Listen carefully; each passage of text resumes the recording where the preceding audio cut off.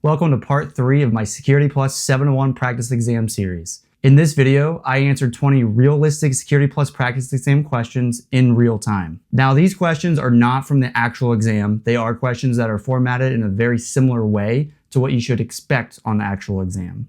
And the purpose of this video is to see my thought process in real time when answering these questions, as I believe that is helpful for anyone trying to pass this exam. All right, enough talking. Let's jump right into it. All right, and before we start, just going to give you a heads up that I will have timestamps in the description below for your convenience, so you can go ahead and skip around if you want to. But let's go ahead and jump into question 1. Question 1.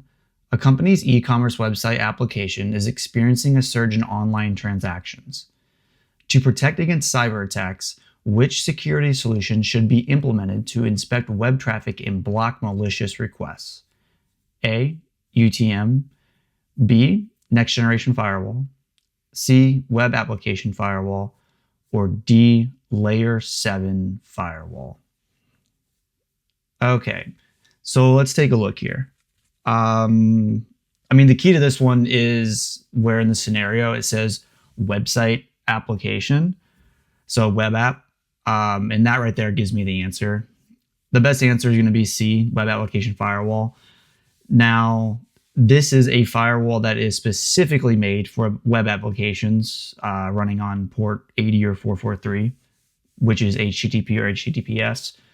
The other options are good options and definitely help, but a WAF, so Web Application Firewall, is specifically used for web applications. And according to CompTIA, this will be the best answer, so I'm going to go with C. WAF, so Web Application Firewall, is specifically designed to protect web applications from common web-based attacks like SQL injection, cross-site scripting, and cross-site request forgery. It inspects web traffic, identifies malicious requests, and blocks them before they can reach the application. Question 2. A tech company stores confidential press releases on its internal website for review before public release. One day, a sensitive announcement about a major product launch was leaked to the media prematurely, causing significant stock market fluctuations. Which type of application attack is most likely responsible for this breach? A. Cross-site scripting, B. SQL injection, C. Directory traversal, or D. Privilege escalation. Okay, which type of application attack is most likely responsible for this breach? So I would say it's a bit of a straightforward one. And it's definitely a question that requires you to know the differences between the different types of attacks here. So let's take a look. I would say the key here would be sensitive announcement about a major product launch was leaked to the media prematurely. That means that the announcement was already made, right? And given the possible answers, the answer that makes the most sense here would be directory traversal. And that's where you are able to navigate through the directory that the website or website files or web application is hosted on, which obviously is not intended to be viewed. So that's where I would say the announcement was prior to going live. So out of all of these, I would say directory traversal is the best one that best aligns with the scenario. So I'm going to go with C. Directory traversal is the most likely explanation for the leak of the unauthorized press release, as it aligns with the scenario of accessing files outside of the intended scope. Question 3. An organization is looking to implement a security control that can dynamically adapt access decisions based on real-time risk assessments and user behavior analytics. Which of the following controls would best suit this requirement? A. ABAC, B. MAC, C. RBAC, or D. DAC. All right, so different types of access controls. So this one is asking for the control that would, adapt access based on real-time assessments, and that's key to understanding that. And this would mean access can change dynamically and assesses whether access is granted or not in real time. Out of all four of these, the best answer is going to be attribute-based access control. And, an example of that would be something like a file not being accessed after like 5 p.m. If it's after 5 p.m., which would be considered outside normal hours, access is denied. But let's go ahead and go through them just to help out here. So MAC, so mandatory access control, would be something like a clearance level, such as secret, top secret, etc. And then RBAC, so role-based access control, which I would say is the most popular. And that would be things like, finance department, their role would only be able to access finance files. It's like a role-based. So, and then DAC, that's going to be, granular access. But that would be like a Google Doc where the owner can determine who would have access to that, if that makes sense. So going with ABAC.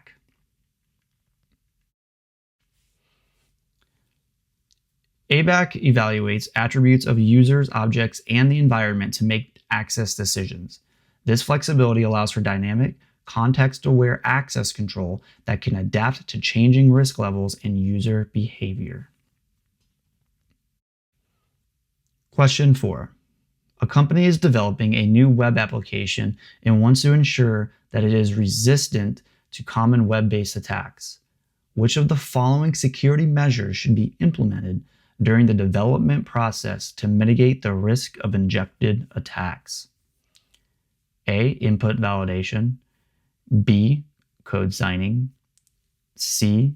Firewall. Or D. Encryption. All right, so the key here is web application, and the solution will help mitigate injection type attacks on the new web application. So you have to ask yourself, what are injection attacks? And that's going to be something like a SQL injection or cross-site scripting attack.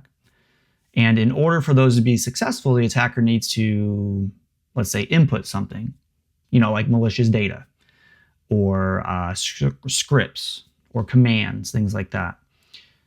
So now you got to ask yourself, how would you prevent a web application from accepting malicious input data? And the best answer would be adding input validation to the web application. The other options are good options, but they don't directly mitigate an injection attack. So going with A, input validation. Input validation is the most effective way to mitigate injection attacks because it checks and sanitizes user input before it is processed by an application, preventing malicious code from being executed. Question 5. A security analyst is investigating a series of failed login attempts on a cloud-based application. The logs show repeated attempts from a single IP address using a variety of usernames and passwords. Which of the following attack types is most likely occurring? A. Password spraying. B. Dictionary attack. C. Brute force attack. Or D. Rainbow table attack. All right, I like this question. It's a good example of a type of question that you could absolutely see on your exam. And all four of these possible answers are different types of password attacks. So right away, I'm going to go with option A, password spraying. But let's go ahead and go through the others to kind of explain why. So dictionary attack, that's going to be an attack that uses a list of common passwords. But the scenario mentions both passwords and usernames. So that's key to this one here.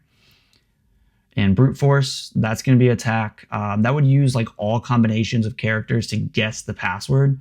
but doesn't usually use usernames. So an example would be like 001, 002, 003, and it keeps going up to try every combination of passwords possible to break something.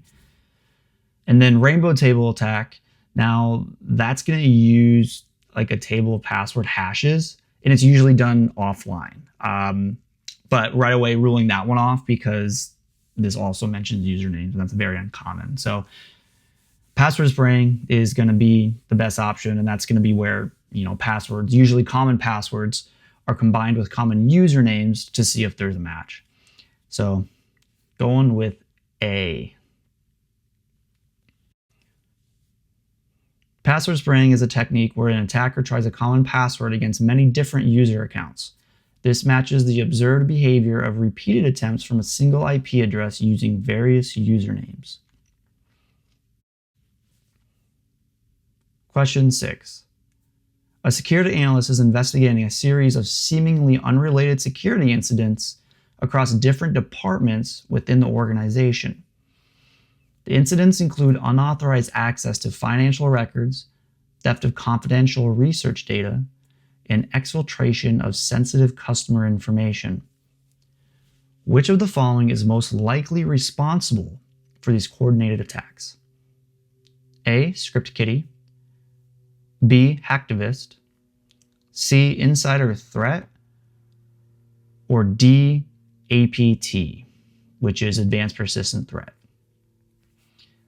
Okay, so a few things to point out here. The first being that the scenario mentions security incidents across different departments that seem unrelated.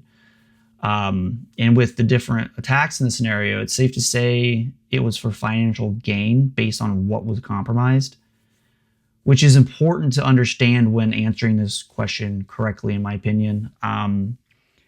So right away, I can rule out insider threat and hacktivists. Insider threat because the attacks between the departments don't seem related, and hacktivists because the attacks seem to be for a profit, such as theft or confidential research data, exfiltration of customer data, stuff like that.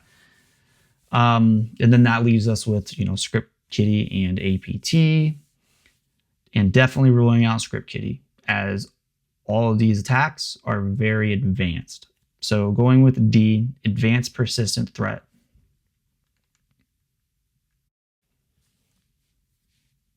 APTs are highly skilled and well-funded threat actors, often state-sponsored, who conduct long-term targeted attacks. Their ability to infiltrate multiple systems and remain undetected for extended periods of time makes them the most likely culprit in this scenario. Question 7. A security analyst is configuring a new firewall and wants to ensure that only necessary traffic is allowed to pass through. Which of the following default firewall policies would be the most secure? A. Implicit allow, B. Implicit deny, C. Block all traffic, or D. Allow all traffic. All right, so we're trying to figure out the solution that would by default block all traffic, but would then allow you to allow certain traffic.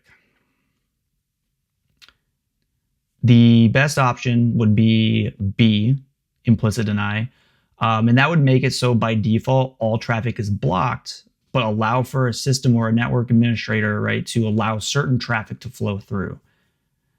And in the IT world, implicit deny, that acts as like a catch-all safety net and is usually an option that's set up as a default for most firewall configurations out of the box.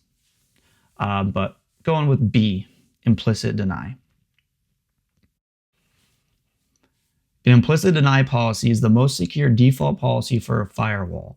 It blocks all traffic by default, and only traffic that is explicitly allowed by a rule is permitted to pass through.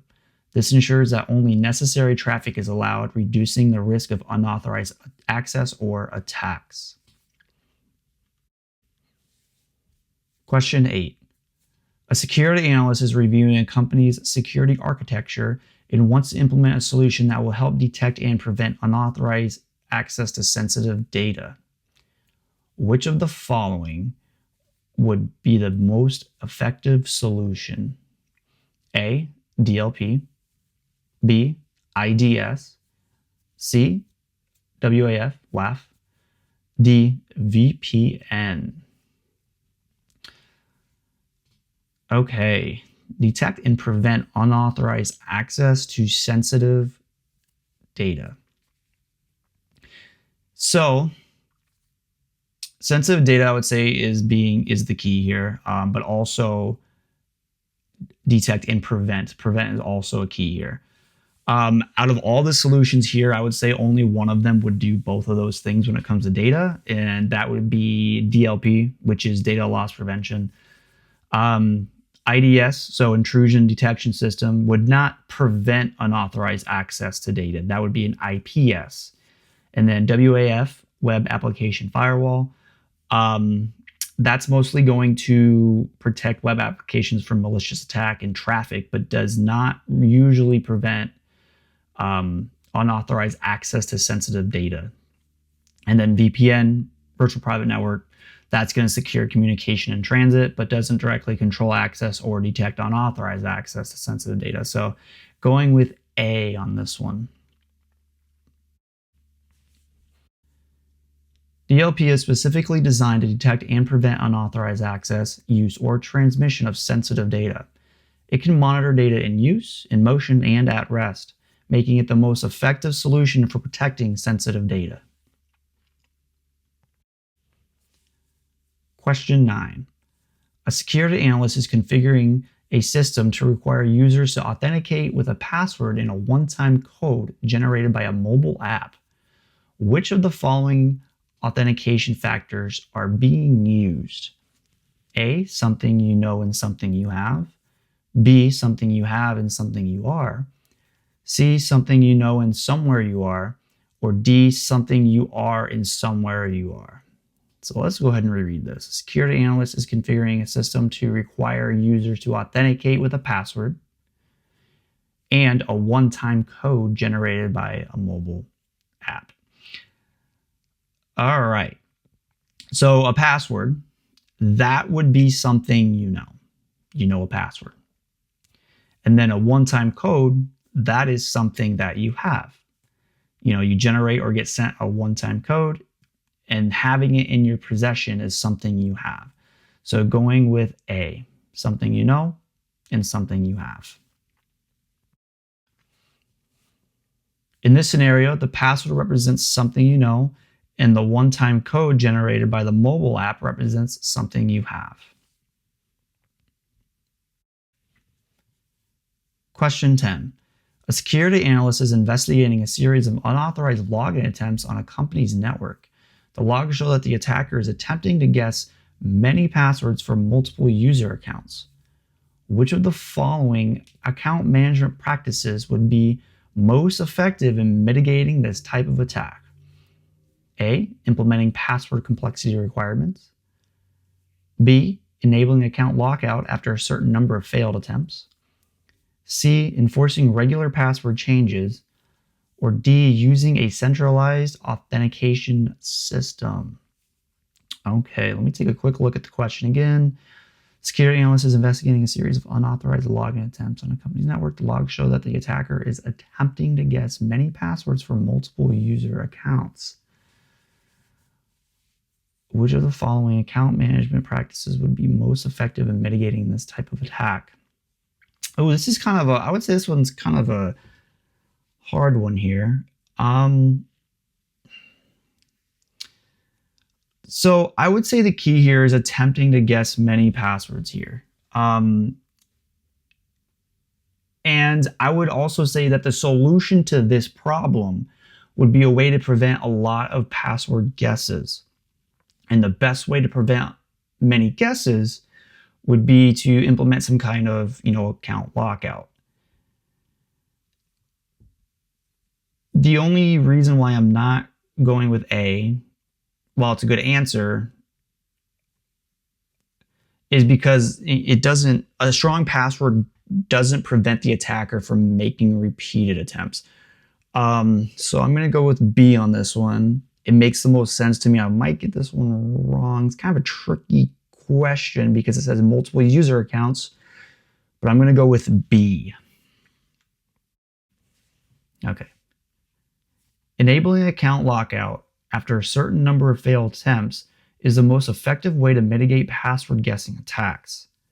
It temporarily disables the account after a set number of incorrect attempts, preventing the attacker from continuing their attempts. Question 11. A security analyst is investigating a series of unauthorized money transfers within a financial institution's internal network.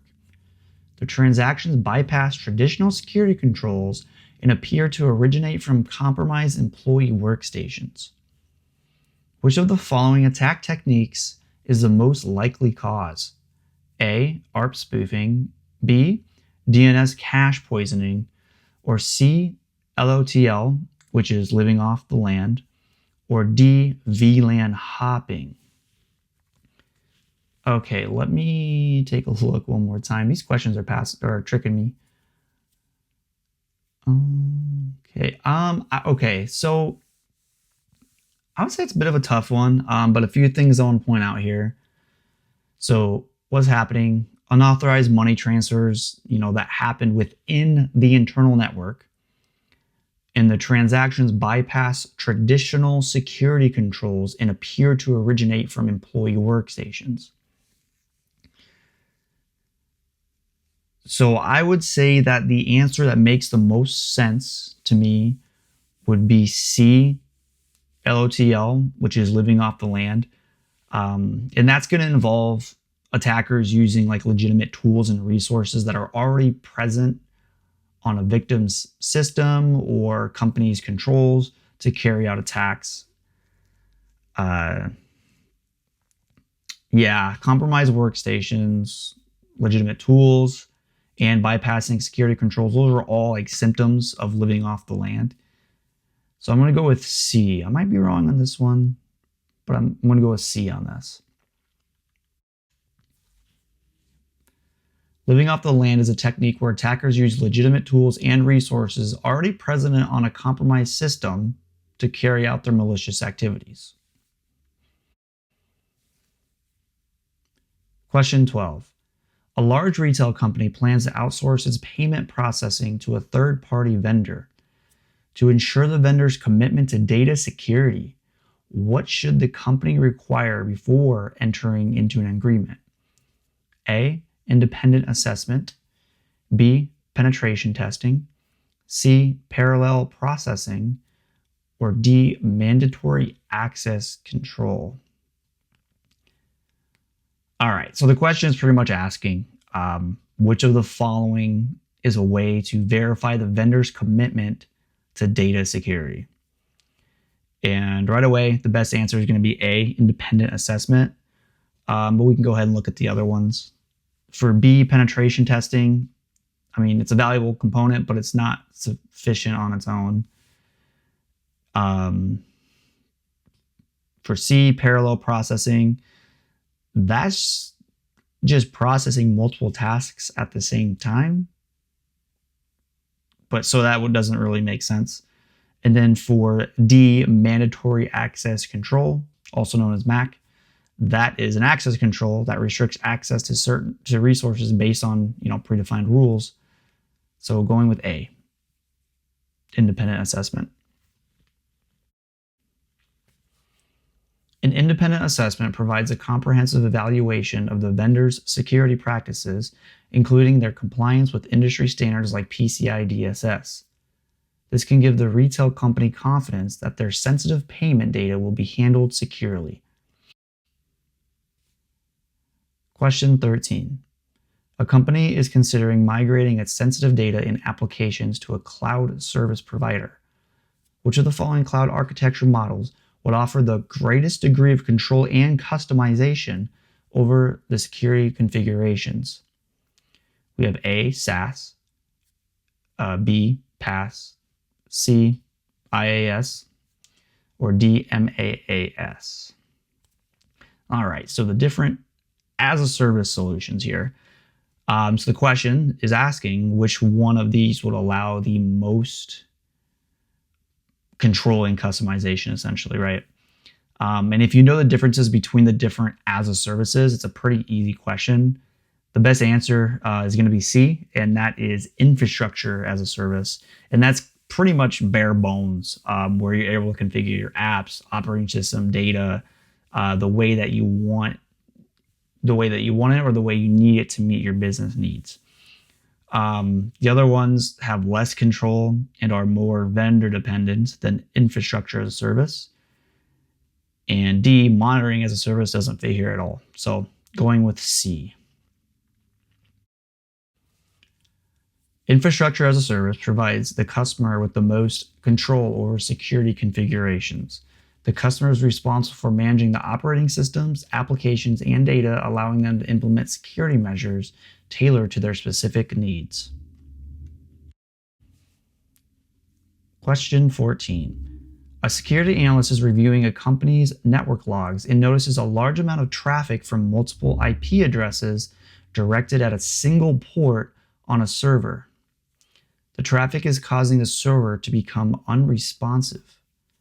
Which of the following mitigation techniques would be most effective in this scenario? A, patching the server software.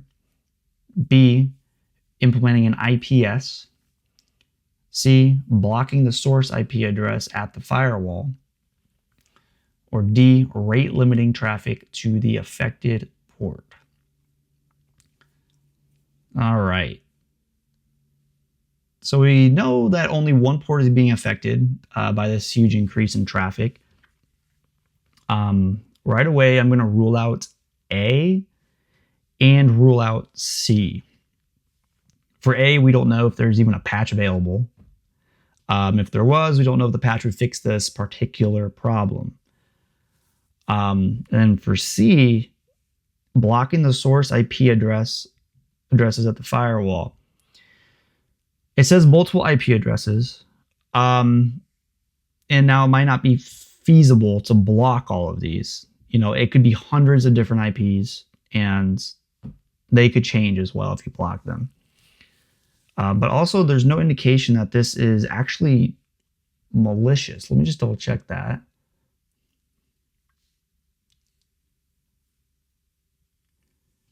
Yeah, it doesn't say that it's necessarily malicious.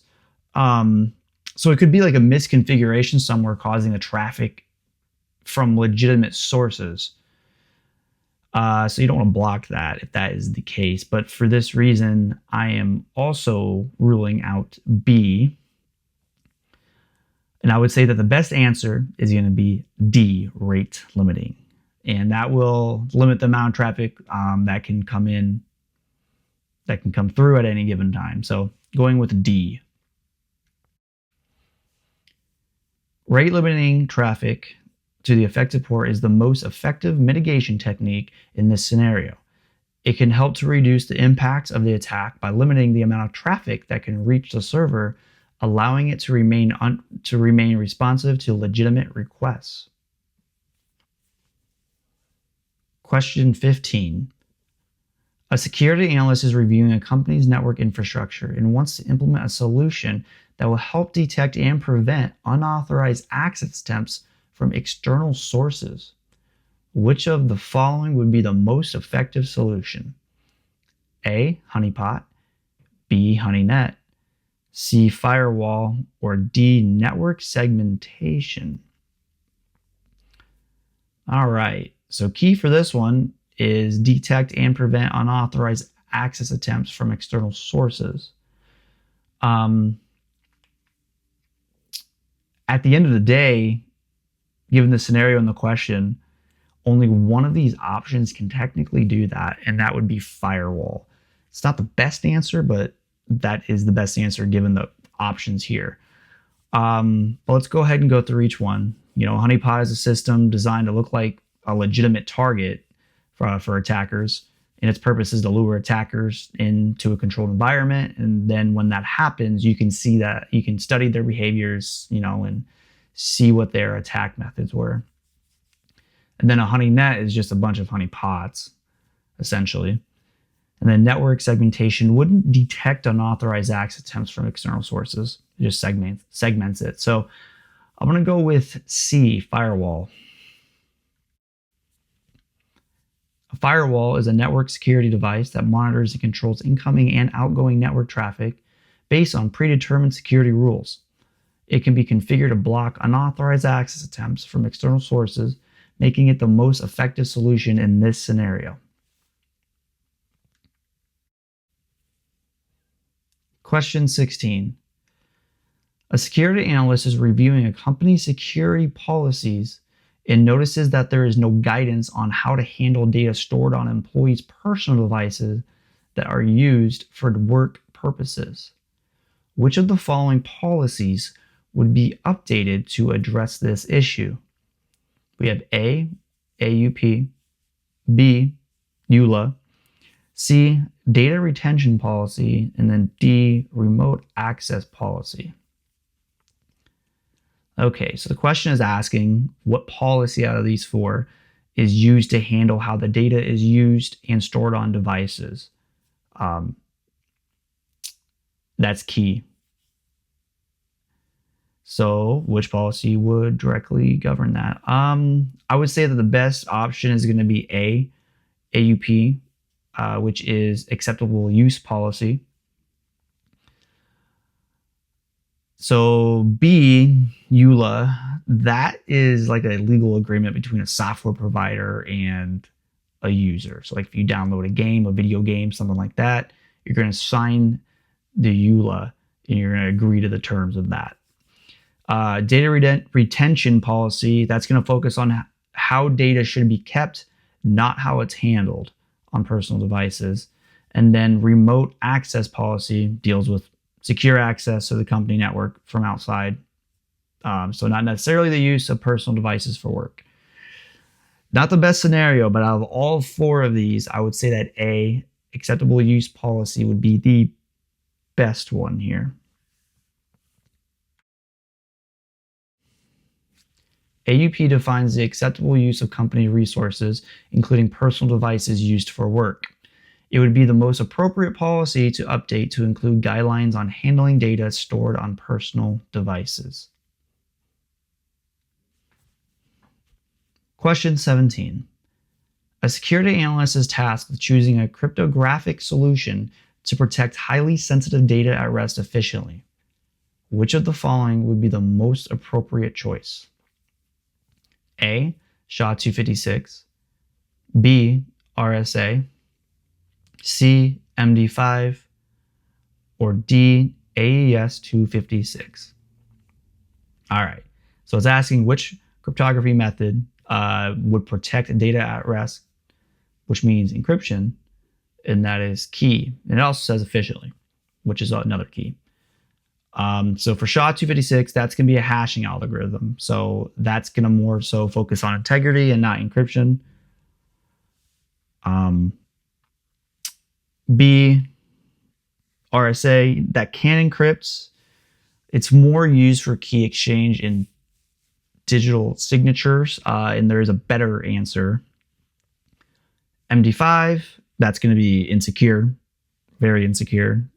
And it's also a hashing algorithm, so ruling that one out. And then you have D, AES-256, which is the industry standard currently for encryption, and it is very efficient. So going with D, AES-256.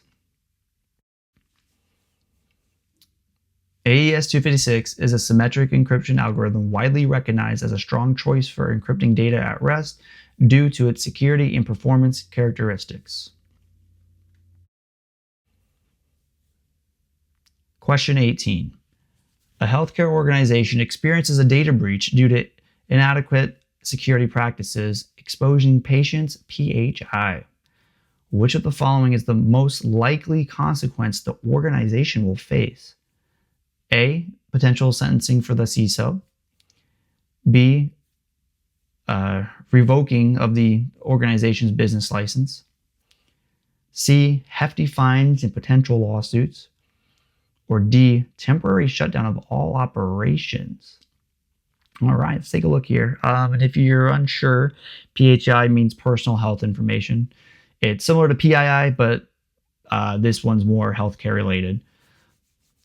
So let's take a look here. For A, in very rare cases, senior leadership may receive sentences, but this would be for severe negligence and it is very unlikely, unfortunately. For B, revoking a license is extremely unlikely as well, unless there's repeat offenses, but it doesn't necessarily talk about any licenses here, so ruling B out. Let's take a look at D, temporary shutdown of all operations. This is extremely rare as well, and this only necessarily happens when there's a risk to public safety. So ruling out D, as it doesn't talk about that. But then you have C, hefty fines and potential lawsuits, which if you watch the news, you can see all these data breaches, whether it's PII, PHI, anything like that. They usually only pay peanuts for what has actually been breached. And that's why I said unfortunately for answer A. But going with C, hefty fines and potential lawsuits. Hefty fines and potential lawsuits are the most likely consequences of a healthcare data breach involving PHI. Regulatory bodies like HIPAA impose significant fines for non-compliance, and affected individuals may file lawsuits for damages. Question 19. A company is conducting a business impact analysis for a critical system. They determine that the maximum tolerable downtime for this system is 4 hours.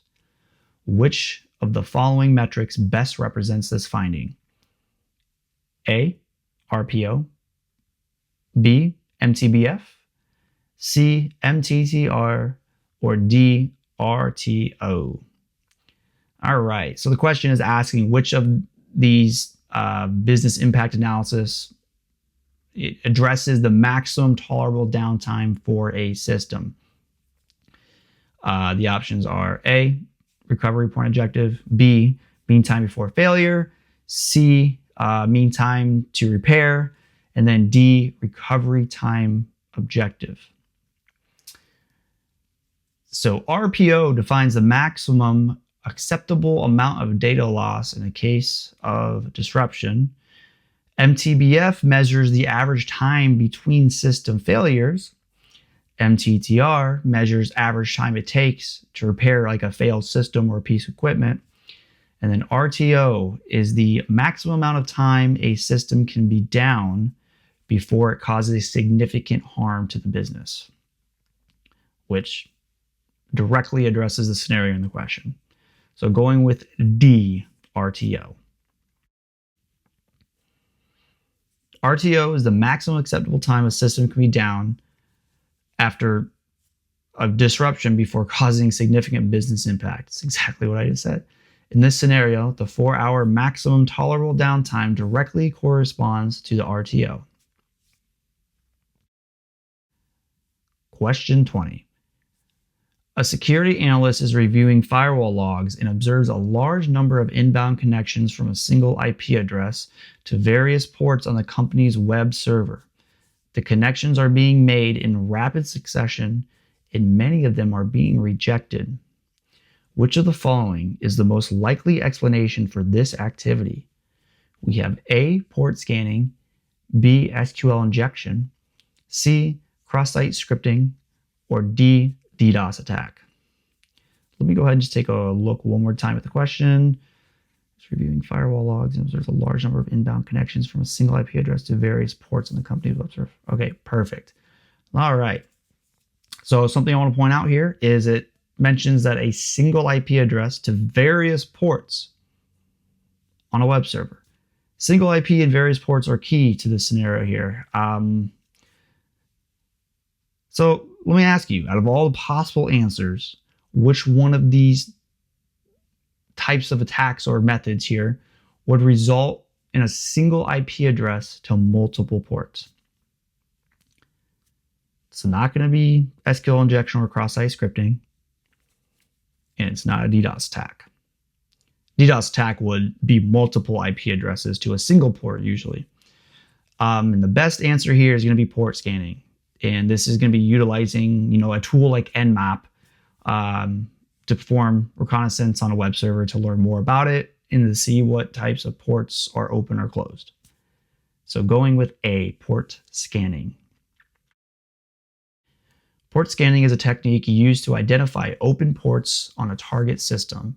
This is done by sending connection requests to various ports and observing their responses. The observed behavior of rapid connection attempts to multiple ports from a single IP address is characteristics of port scanning activity.